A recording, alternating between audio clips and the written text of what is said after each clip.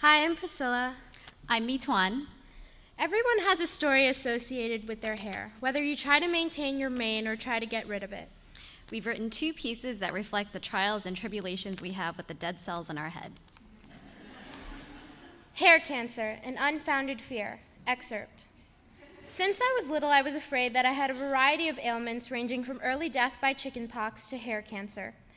There were a series of things going around children then that was more than just the average cold. Here's where you can track cooties, the source of all paranoia and alienation. Cooties is an infectious disease spread through bodily contact with the opposite sex. It was this disease that caused the 1929 stock market crash. And it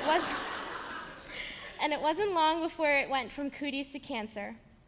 Cancer has always appeared in my mind as a very large, angry, skittering crab poking one to death.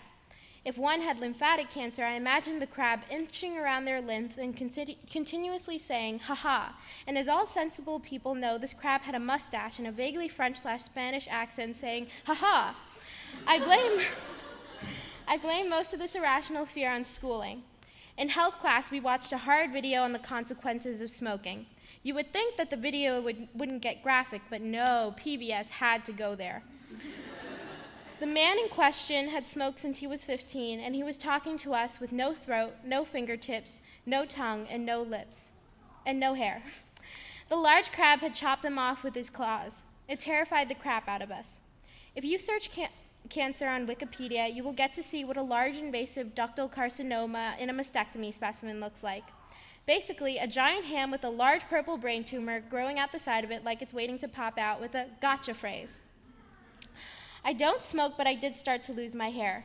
Not to the point of George Costanza from Seinfeld, but there were strands falling out, little by little. Then I started to get real scared.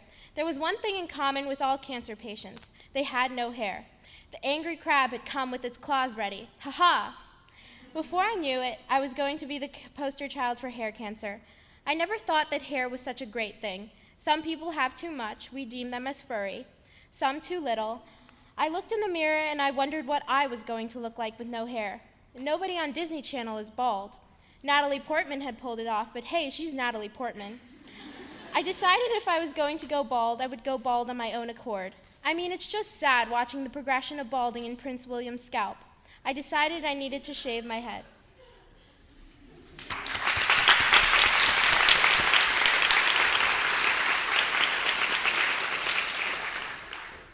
A serving of eggs and mayo on top. No matter what I did to my hair, the frizz could not be tamed. It would crinkle bizarrely into mini curls that angrily shot out from my head.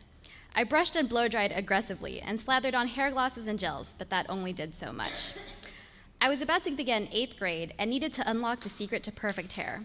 It was critical to having a great year. It would magically make me popular, have boys like me, and detract from the tangle of braces in my mouth. At the supermarket as my mom shopped, I would rifle through beauty magazines with headlines that screamed out, "Secrets to perfect hair," and "Bombshell hair in 4 easy steps." But at 13, I couldn't afford a hair iron that cost $100 and a $40 bottle of hair gloss the size of my thumb.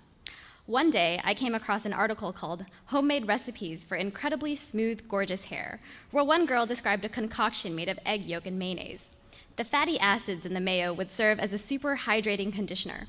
Perhaps the secret to my hair woes was right in my refrigerator. Right when I got home, I grabbed a bowl and mixed together an egg yolk and a half cup of mayonnaise with a fork. The end result smelled a lot like salad dressing, but I didn't care. I took it to the bathroom and slathered it in.